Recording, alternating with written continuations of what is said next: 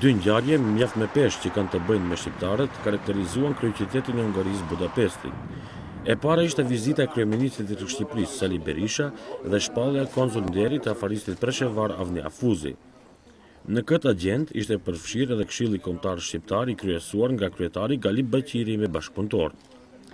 Pasi që kryeministri Berisha zhvilloi takime pune me krerët më të lartë të shtetit hungarez, në ambasadën e shtetit shqiptar në Budapest ishte organizuar edhe një ceremonial rasti për nder të shpalljes konsul-nderit të afaristit preshevar Avni Afuzi, i cili një kohë të gjatë vepron në Hungari.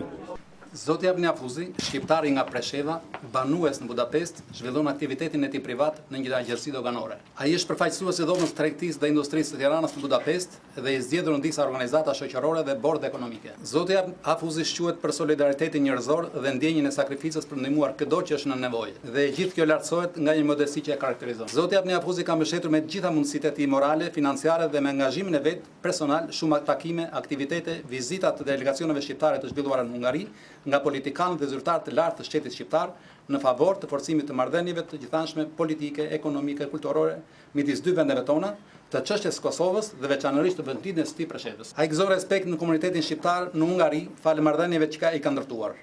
I nderuar zoti kryeministër, e nderuar zonjë ambasadore e Republikës së Shqipërisë, e nderuar zonjë ambasadore e Republikës së Kosovës, të nderuar përfaqësues të loginës së Preshevës, të nderuar miq e të ftuar.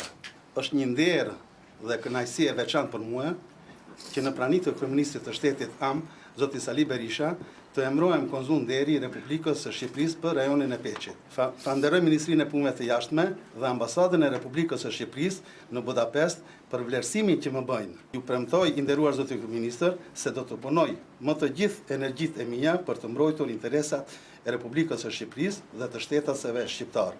Ju falenderoj. Blisko fiton Ministerin në Kurrë.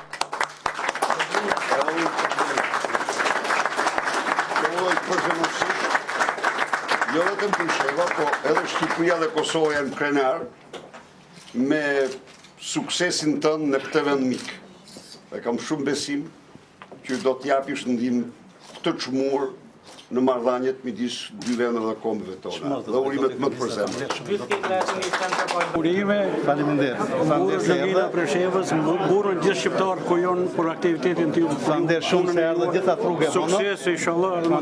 Veç vazhdoni të tash me shokë. Ju këto e keni prezantuar gjithë shqiptarinë, por specialisht edhe Preshevën. Faleminderit.